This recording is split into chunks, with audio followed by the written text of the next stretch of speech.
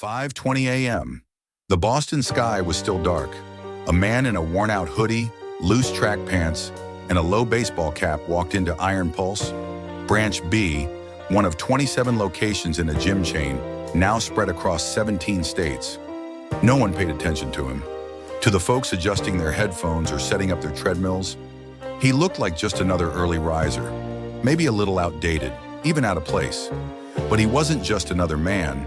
He was Malik Turner, founder of Iron Pulse, a former track athlete once known for his mantra, "Strength doesn't come from muscle, it comes from consistency." He wasn't there for press, no TikTok shoot, no motivational photo ops. He just wanted a quiet morning workout, like he had done every day for the past 30 years. Silent, disciplined, focused. Malik scanned his member card at the VIP entrance, a section reserved for trainers, pros, and high-tier members. Beep. The screen blinked with a dry, indifferent message. Access denied. Invalid card. He frowned, just slightly, more puzzled than upset. But before he could say a word, a voice cut in from behind. System didn't recognize it. If you're not a VIP, please step out of the elite training zone. The voice belonged to Kyle, a morning shift staffer. Broad-shouldered, muscle-packed, polo shirt tight across his chest, and a neatly styled gym bro haircut. Kyle's tone wasn't loud, but the edge in it cut clean. In his eyes, Malik was just another outsider who didn't quite belong. Malik gave a slow nod. He didn't argue, didn't explain. He simply stepped back, letting his eyes travel across the room. The treadmills, the weight racks, the motivational slogans on the wall. No ego, just effort. Train hard, stay humble. Strength begins when excuses end. And quietly, Malik wondered, do they still believe in these words? Or are they just phrases to print on t-shirts? Malik stood there for another moment. He wasn't used to being turned away, especially not in a place he had built. But that didn't make him angry. He knew some battles weren't meant to be won with fists. His voice stayed calm. "I've trained here before." Maybe the system glitched. Kyle crossed his arms, eyes narrowing with suspicion. "What are you saying? You borrowed someone's card?" The tone wasn't loud, but it was laced with something worse: disdain. Malik's forehead was still damp from a red-eye flight out of Chicago. He shook his head slightly, didn't answer. His gaze remained composed. The kind of calm forged not by pride, but by decades of running miles no one saw. Footsteps approached. Liam, a senior trainer, stepped into the scene. "What's going on?" Kyle turned toward him immediately, his voice louder now, as if trying to reinforce control. He tried to access the VIP zone. No card, no clearance. Malik looked at Liam. His eyes were direct. He didn't need to explain. He simply said, "Ask your manager who founded this place." Liam froze for half a beat. Kyle stared at Malik like he just made a joke. But Malik didn't flinch. He didn't need them to believe him. He pulled out his phone, dialed quickly. His voice was low, even, precise, like a blade freshly sharpened. "Call the entire Boston leadership team to Branch B. 30 minutes. We have an issue to resolve." He hung up. No extra words. Nobody in the room understood what was unfolding. But Kyle suddenly felt a chill at the base of his spine. Liam's expression shifted, subtle, but unmistakable. The members nearby started whispering. And Malik? He simply stood still, like a man who knew he didn't need to raise his voice. Because true strength doesn't have to shout. 30 minutes later, the glass door slid open with its familiar beat. Jenna, the regional operations director, stepped in. Pencil skirt, crisp white shirt, hair tied in a perfect bun. Professionalism radiated from every stride. She walked quickly, scanning the room with clear tension in her eyes. Then she froze. Her gaze landed on a man standing silently at the front desk, and her expression shifted, visibly shaken. "Mr. Turner," she gasped, almost disbelieving. I didn't know you were here. The system didn't notify. I thought you were still in Chicago." Malik turned toward her and gave a slight nod. He wasn't angry. He didn't scold. He simply spoke, his voice low and steady, each word like a hammer driving in a nail. I didn't come here to be welcomed. I didn't need the system to recognize me. I came for one reason, to see if the philosophy, strength comes from respect, still lives here, or if it's just another slogan printed on a wall. Kyle stood frozen. His eyes darted between Jenna, Malik, and the now whispering gym members nearby. A few murmured, "That's really him? Is that Malik Turner?" Liam, the trainer, exhaled quietly. He wasn't the one who made the mistake. But he knew deep down, he too had once looked at Malik the wrong way. But Malik didn't leave. He stood his ground, silent but commanding. No outrage, no raised voice. Because when real power walks into a room, everyone knows. Malik looked around the training floor, the thud of weights hitting rubber mats, the hum of treadmills, the scent of sweat, bass-heavy music, and protein shakes in the air. Then everything faded, and memory took over. 14 years old, South Bronx. A skinny black kid in a baggy t-shirt and worn-out sneakers. Every day he ran through rows of rundown buildings, lifted weights using rocks stuffed in an old backpack, did sit-ups beside a parked trash can. One day he slipped into a fitness center, hoping for a chance to train. A security guard looked him up and down, then waved him away. "This place isn't for beggars." He didn't argue. He clenched his teeth, turned away, and made a silent promise to himself. "One day I'll build a place where no one gets turned away just because of how they look." Years passed. That vow took shape, starting in a rusted garage, then 5 gyms, then 10, then 27. Iron Pulse was born out of sweat, sleepless nights in freezing gyms, homemade benches, and hand-scrubbed weights. Malik didn't get rich from bodybuilding. He got strong through endurance and through the belief that kindness, too, needed to be trained like a muscle. But this morning, he, the founder, the man who once slept beside those same dumbbells, was told to leave the training floor. Just because he didn't look like a VIP. Malik clenched his hand lightly, not out of anger, but because he knew the fight from his childhood wasn't over yet. Jenna stepped closer, trying to keep her composure. "It must be a card error. Maybe the system hasn't updated your internal profile yet." Malik turned to look at her. There was no anger on his face, no raised voice, but his gaze, calm yet sharp like a blade, stopped Jenna's sentence midair. He spoke. "It's not the card, not the system, it's people." He tilted his head slightly toward Kyle, who now stood frozen, his head lowered, hands clenched, beads of sweat rolling down his forehead. "It's the look that already decided I didn't belong here. The look that said, a black man in a hoodie couldn't possibly be the founder." The room fell into complete silence. A few gym members stopped their treadmills, pulled out their earbuds. Liam, the trainer, bit his lip, eyes locked to the floor. Jenna clenched her fists, trying to respond. But Malik gently raised a hand, as if to say, "I'm not finished. I'm not angry, because this isn't the first time. But I need to know, the place I built with sleepless nights and my last dollars, does it still hold what made it different? It's not the high-end machines, not the muscles. It's the philosophy. Strength begins with respect." Malik stepped back, gently placing his hand on the cold metal of a workout station, as if checking the pulse of the very space he once called home. Today's failure wasn't the systems. It was the failure of a single glance. Kyle lowered his head further, face flushed, throat tight with something he couldn't swallow. But Malik didn't say anything more to him. He turned, not out of defeat, but to prepare for something more important. A conversation not to blame, but to awaken. 10 minutes later, the entire staff gathered in the yoga studio.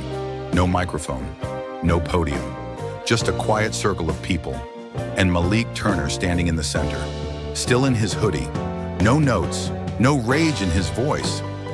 "I didn't come here to fire anyone, not to punish, not to shame. I came to ask you one simple question." He paused. His eyes met every single person. Trainers, receptionists, janitors. No one dared to look away. You've been trained to measure blood pressure, body fat, VO2 max, heart rate. But has anyone taught you how to measure respect? The room fell into a heavy silence. Malik continued, slowly, each word like a chisel carving into stone. We tell our members, don't judge others in the gym. But we judge with our eyes, with someone's shoes, with the hoodie they wear. The Iron Pulse logo doesn't sit on your chest. It lives in how you act, when you think no one is watching. A young female staffer clenched her hands. Kyle stood at the end of the line, head still bowed. Malik looked around, then said gently, I don't need fear. I need awareness. Because if we forget why we started, then every muscle, every mirror, every gym is nothing but an empty shell. He paused, took a breath. The silence that followed was no longer cold. It carried quiet clarity, a collective awakening. I'll ask you one more time. What are you representing when you wear the Iron Pulse logo over your heart? That afternoon, as the gym quieted down and the locker area echoed only with the hum of ceiling fans, Malik found Kyle crouched down, mopping the floor. No tight shirt, no front desk authority, like in the morning. Just a young man, slightly hunched, tired eyes, hands gripping a cleaning mop. Malik didn't call his name. He simply walked over, stood beside him, and asked in a low, steady voice, Have you ever been misjudged? The question hung in the air like a ripple. Kyle froze for a moment, then slowly nodded. I once applied to be a trainer at a big fitness center. They told me I didn't qualify because I didn't have a college degree. I had experience, I had results, but not the paper, so they didn't even look further. Malik said nothing. He listened all the way through. His eyes weren't sharp or accusing, just focused. Focused enough to make someone feel seen. So why this morning did you look at me like I was a fraud? Just because I wasn't wearing tight gym gear or carrying a luxury sports bag? Kyle didn't respond right away. His face flushed red. His mouth opened slightly as if to explain, then closed again. At last, only a faint whisper came out, barely more than a breath. I'm sorry. Malik shook his head gently. I didn't come here for an apology. I don't need your submission. I need you to relearn how to see people. Not with your eyes, but with awareness. Because kindness, like muscle, must also be trained. That evening in the quiet office of the Boston branch, Malik sat down with Jenna. No formal meeting, no PowerPoint, no assistant taking notes. Just two people sitting side by side, surrounded by silent cardio machines, asking a single question. What should Iron Pulse really stand for? Jenna said, we have solid hiring procedures, a decent training program, but something's missing. Something that isn't in the manuals. Malik nodded softly. Respect can't be trained in a Zoom seminar. It needs to be felt, lived, touched. From that conversation, change quietly began to take shape. Not the kind that comes down from a corporate memo, but the kind that rises from someone who once felt rejected, trying to reclaim the very soul of what he built. They proposed a new staff program. Every employee, trainer, janitor, receptionist would be invited to spend a few shifts as a regular visitor.